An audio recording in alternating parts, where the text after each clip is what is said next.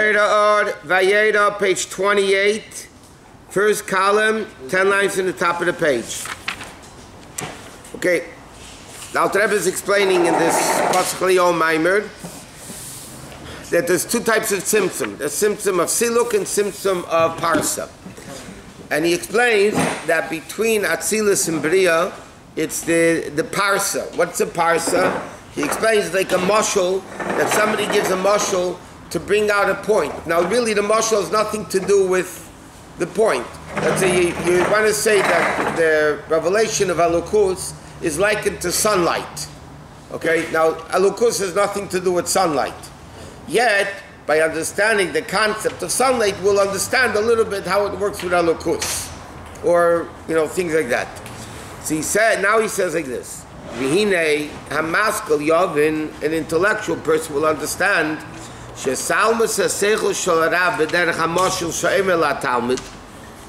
the Rav teaches a concept through the level of a mashal, who shekol chachmasi batzmusei umelubish b'mashal zev lekechu levad ela b'peil mamish.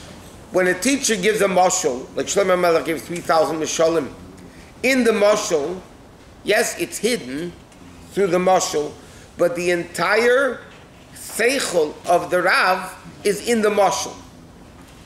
In other words, it's not a potential. Remember, by siluk, we learned it leaves from the actual to the potential, right? Like, for instance, if the Rebbe is so infinitely greater than the student, even if he limits his seichel, it's not going to work. So then he has to, so to speak, put to the side or forget for a moment everything he knows.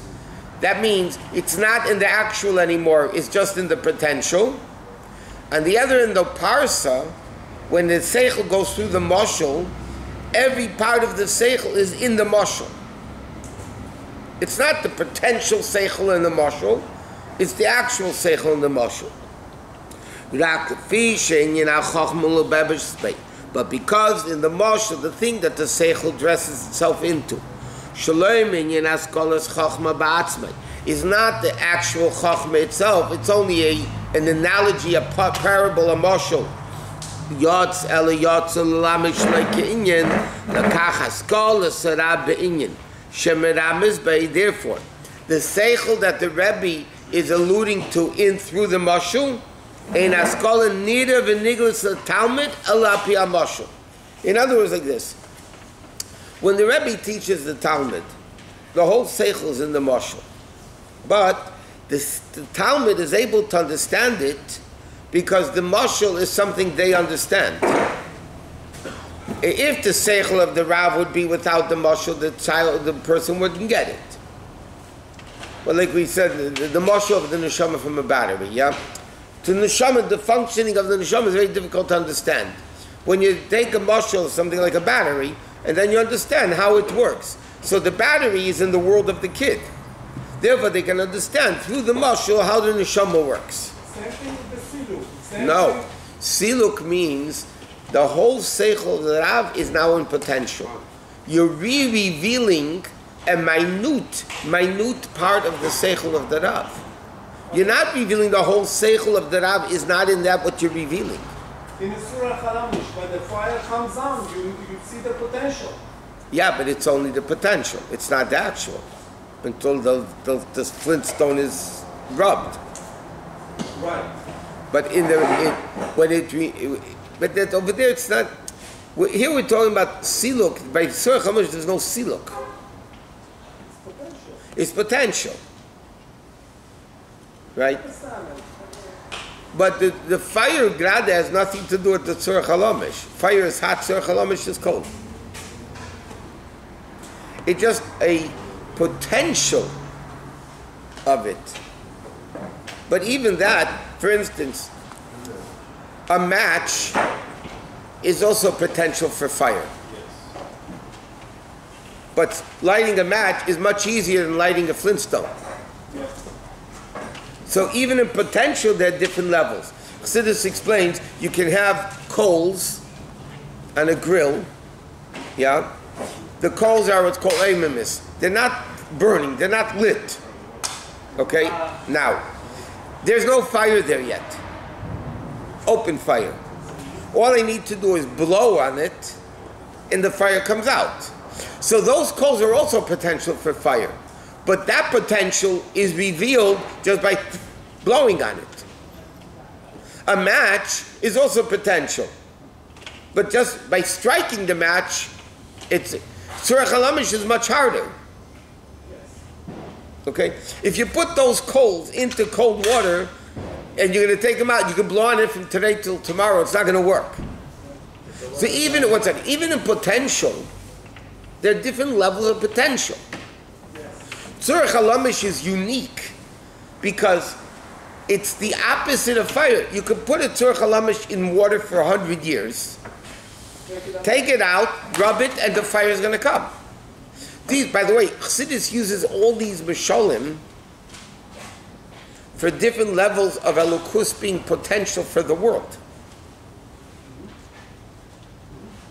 Because there are different levels of potential. But that's all in potential. But not Siluk. Siluk means it's infinite revelation of godliness. Nothing can come from it. You have to remove it completely, back into the potential state. When the Rabbi is teaching a mashal, when he gives an analogy, in the mashal is not potential seichel, it's the whole seichel, except it's covered by the garment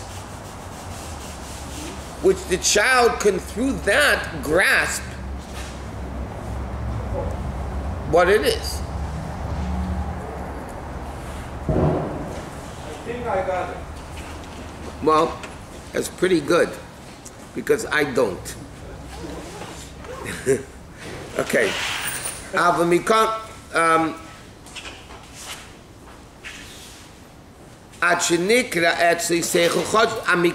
Nevertheless, when you give it through the mashal, mikama came aseichel achodesh hazeh, this new seichel through the mashal, b'mehusei v'atzmusei, in its essence, it's already merumas hakol b'mashal. It's all alluded to in the mashal. It's not potential. In other words, like this: you can have potential of something, then you can have an actual something. To give you another mashal, a person can reveal himself through clothing, right? You wear clothing, you can reveal yourself. Now, the person, so to speak, you don't see the person, you see the clothing. But in the clothing is the whole person. It's not the potential person is in the clothing. The whole person's in the clothing, but you don't see the person. From the shape of the clothing, by the way, you can see the shape of the person. Big, small, fat, skinny, whatever. You can see but it's the whole person in the garments, but it's hidden. A mashal means the whole seichel of the Rav is in the mashal, except the kid can't handle it by itself. So you give a mashal that covers it a little bit. By the way, when you have sunglasses that block the rays of the sun, it's not that the rays of the sun are now potential through the sunglasses. It's not potential sun. The whole sun is there, covered. But in the covering is the whole sun. Okay? Siluk means the sun is removed. When clouds cover the sun, it's not the pshat, the sun now only potential. The whole sun is there in the clouds, but it's covered. Now we can handle it. If the cloud wouldn't be there, thank you. If the cloud wouldn't be there, we wouldn't be able to handle it. But it's not the potential sun. The actual sun is there. No, because the sun is removed. When the ma'or is removed, the ore is there, or is the ore is gone too? It's only there in potential. See, because when you say siluk, normally it means you remove it completely. But when the teacher, the brilliant, super brilliant, removes the seichel because even you cut it in half, it's still infinite. Over there, it's not that he forgets the seichel. It's not that the Rebbe forgets the seichel. He just puts it to the side, means now that infinite seichel is only potential. It's not revealed. Here the whole seichel is in the mashal. Except now the person can handle it. Because again, sun and sunlight, there's absolutely nothing to do with Hashem and the revelation of Hashem. In Tehillim, the pasuk says, "Ki shemeshu mogein, Hashem Elokim." Like the sun and the covering around us and ozone, whatever you want to call it, is the two names Hashem and Elokim. Yeah? So Hashem Elokim is likened to the sun and the covering around the sun. Like in last week's Pasha, Hashem took the sun out of its minateka. He took it out of its covering. Yeah? That's a physical phenomenon. It has nothing to do with Elokus. But when you learn about the mashal of the sun and light, the whole concept is Elokus is in it. It brings it down. Right. Therefore, Chassidus explains, by the way, that a Torah mashal, a mashal that Torah gives, every detail of the nimshal is in the mashal. Sometimes you need to dig deeper in the mashal to find the minute details of the nimshal, of what it's a mashal for. Can you give an example? Shlomo HaMelech gave 3,000 mishalim. For everything in world, he gave 3,000 analogy, mashal. Vayidaber shleishes halaf for mashal, the pasuk says. Sir, I was wondering if there was any actual example. By the way, of mashal. what's more interesting is you can have brilliant people that can't teach little kids. The truth of the matter is, a person who is super brilliant can teach kids. And teach a fool too. Yeah, well, he could teach. I don't know what they're going to get, but leave it at that. Because sometimes it takes a greater mind to lower deep things into the lowest level. There's an expression in Yiddish, "Ebis felt in Havana, felt in Hasbara." I'm sorry, "Ebis felt in Hasbara, felt in Havana." If you can't explain it, that means you don't understand it. If it's lacking explaining, it's lacking in understanding. When somebody understands something thoroughly, they can explain it well. Because by them it's clear. When you start then you can't, it doesn't work. But the truth is, the deepest mind is able to lower it to the lowest level. That's what they used to say. Rabbi, say about the Rebbe. The Rebbe took the deepest aspects of Chassidus more than all the other Rabbeim. The Rebbe took the deepest aspects of Chassidus and put it into simple words. Did the other rabbis talk about Atzmos as much as the Rebbe? Yeah. The Rebbe Rashab, Mayim Beis. What is Alter Rebbe getting with this? What's it relevant to us? We understand the Shah, we understand. So what is it? That means when a person learns Chassidus, learns about godliness, even though it's talking about physical analogies, you're actually learning about the essence of Hashem. And what do you gain by learning the essence of Hashem? Because the greater we realize Hashem is, the more you realize Einoid Milvadei. It's like the more you learn, the more you realize, the less you know. Okay? A person, like I told you the story, a guy, okay, let's learn about Judaism. Okay, in an hour we'll learn all about Judaism. No? Somebody was asked the Rabbi Rashab, I have an hour a day to learn. Should I learn Gemara or Chassidus? What should I learn? So the Rebbe Rashab said to him, you should learn Chassidus. Why? Because then you'll realize you have another hour of the day to learn. It's not the pshat. Because by learning Chassidus, the importance of Elokus, so then you realize that the world, there's nothing. Why waste my time with it? when you can connect to learning Torah. That's why all this is relevant for us to understand, because the more of Elokus we understand, in other words like this, we learned already, Emunah begins where Seichel ends. Something I understand, I don't have to believe. I understand it, I'm not believing it. Seichel begins, Emunah begins where Seichel ends. So now, if my Emunah begins here, and all of a sudden I understand more, and my Seichel goes here, so now Emunah begins from here. But it doesn't only stop at the top anyway. So the Emunah goes deeper.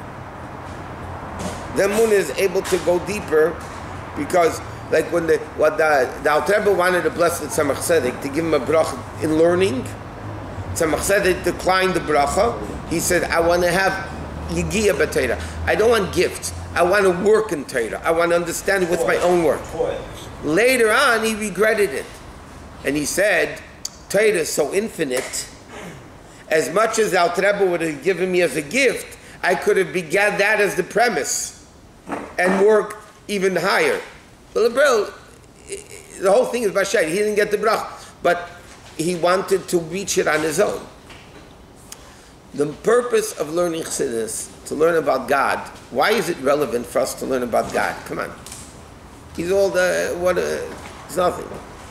The more you learn about Hashem, the more you understand about Hashem, the deeper your level of Emunah becomes. And then you realize, Ein Eid Milvadei. And if you realize Ein Eid Milvadei, it will not lead a person to sin. Because you realize Ein Eid Milvadei, the only thing that exists in the world is God. You know, they just discovered this new planet, 24 million light years away. They're saying on the news today, yeah? 24 million light years away. You know how far that is? And that's still limited. It's still 24 million miles. It's not 20 light years. It's not 23 million light years away. It's limited.